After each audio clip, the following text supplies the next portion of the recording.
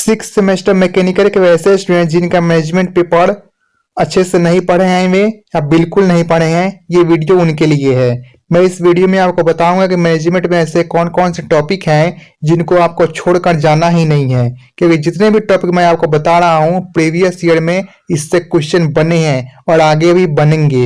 हो सकता है आपके एग्जाम में भी इससे बने ही बने क्वेश्चन, तो ये बहुत ही इंपॉर्टेंट है, इसको आपको छोड़ना नहीं है।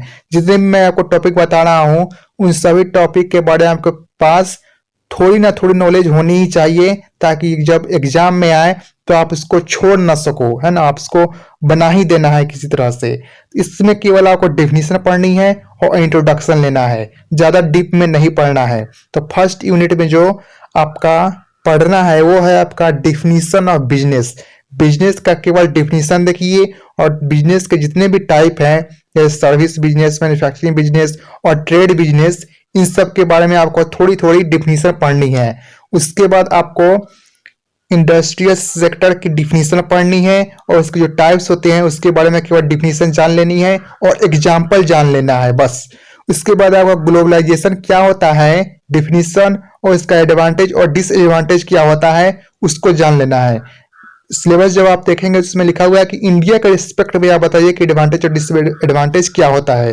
तो आपको कुछ नहीं करना है, यहाँ पर जब आप ग्लोबलाइजेशन पढ़ेंगे ना और इसमें जो एडवांटेज और डिसएडवांटेज पढ़ेंगे उसी को उठाकर इंडिया के रिस्पेक्ट पे पूछता है तो कॉपी पेस्ट कर देना है, ठीक है। उसके बाद है आपका IPR, इंटेलेक्चुअल प्रॉपर्टी राइट्स, केवल डिफिनेशन पढ़नी है और कुछ नहीं। यूनिट 2 में आपका है मैनेजमेंट का इंट्रोडक्शन केवल, और मैनेजमेंट के कितने लेवल होते हैं उसके बारे में पढ़ना है। एडमिनिस्ट्रेशन और मैनेजमेंट के बीच का डिफरेंस आपको देख लेना है।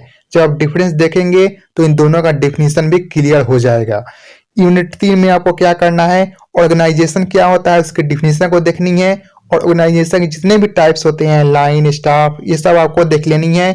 डिपार्टमेंटेशन क्या होता है इसकी डिफिनीशन केवल, सेंट्रलाइजेशन और डिसेंट्रलाइजेशन क्या होता है केवल डिफिनीशन, स्पैन ऑफ कंट्रोल केवल डिफिनीशन और फॉर्म ऑफ ओनरशिप डिफिनीशन केवल, जिसमें आपका ज्वाइंट सेक्टर है ना, ये सब केवल डिफिनीशन आपको देखनी है।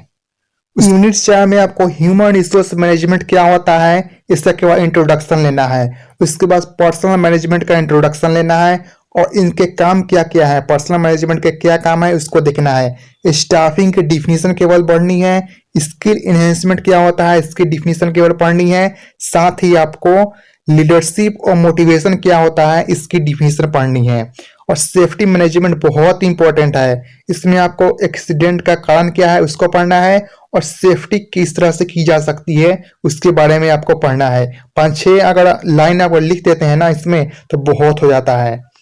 उसके बाद आपको जितने भी एक्ट हैं जैसे factory act, ISI, workman compensation, industrial dispute act, definition केवल 3-4 लाइन आपके पास तो क्लियर ही होनी चाहिए।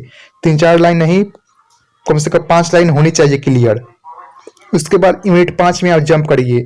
यूनिट 5 में जैसे ही आप जंप करेंगे आप देखेंगे फाइनेंशियल मैनेजमेंट, इसका केवल ऑब्जेक्टिव पढ़ना है और फंक्शन पढ़ना है बस। फाइनेंशियल मैनेजमेंट क्या होता है इसकी डिफिनीशन भी आप पढ़ना है बिल्कुल। उसके बाद कैपिटल क्या होता है और इसके क्या टाइप्स होते हैं इसके बारे में देख लेना है, ये बहुत ही छोटा टॉपिक है। बजट और इसके जो टाइप्स हैं ये भी बहुत छोटा टॉपिक है, इसको भी आपको पढ़ लेना है। उसके बाद जितने भी टैक्स होते हैं जैसे excise tax, service tax, custom duty, income tax, VAT, इसकी डिफिनीशन पढ़नी है। 2-3 लाइन में ही इसकी डिफिनीशन आती है, इतना तो पढ़ सकते हैं आप, बिल्कुल पढ़ना ही है, छोड़ना है ही नहीं। उसके बाद यूनिट 6 में आपको मटेरियल मैनेजमेंट क्या होता है इसको डिफिनीशन को देखनी है। इसी को इन्वेंटरी मैनेजमेंट भी बोलते हैं, तो आपको कंफ्यूज नहीं होना है, दोनों एक ही चीज है। और दोनों जो डिफिनीशन है ना कि क्या होता है तो दोनों में आप एक ही चीज लिख देंगे हो जाएगा।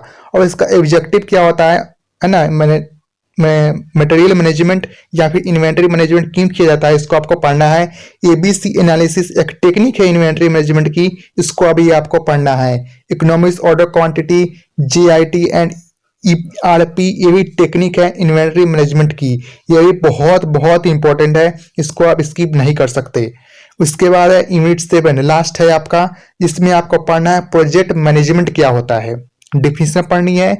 और CPM और PERT, ये टेक्निक है प्रोजेक्ट मैनेजमेंट की, इसके बारे में आपको पढ़ना है, साथ ही इसके डिफिनेशन को देखना है। अब डायरेक्ट सर्च करेंगे गूगल पे CPM और PERT में डिफरेंस क्या है आएगा, उसी से आपका डिफिनेशन भी हो जाएगा, उसी से आप दोनों के बारे में डिफरेंशिएट भी कर लेंगे। उसके बाद क्वालिटी मैनेजमेंट क्या होता है इसके बारे में आपको पढ़ लेना है। अगर टाइम बचता है इतना करने के बाद तो आप इन 3 टॉपिक को कर सकते हैं, है ना। ये भी इम्पोर्टेंट है लेकिन ये जल्दी समझ में नहीं आता है, इसलिए अगर टाइम बचता है तो आप इसको कर सकते हैं। इम्पोर्टेंट है, मैं फिर कह रहा हूं, अगर टाइम बचता है तो कर लीजिएगा, समझ में आए तो बिल्कुल कर लीजिएगा, ठीक है ना।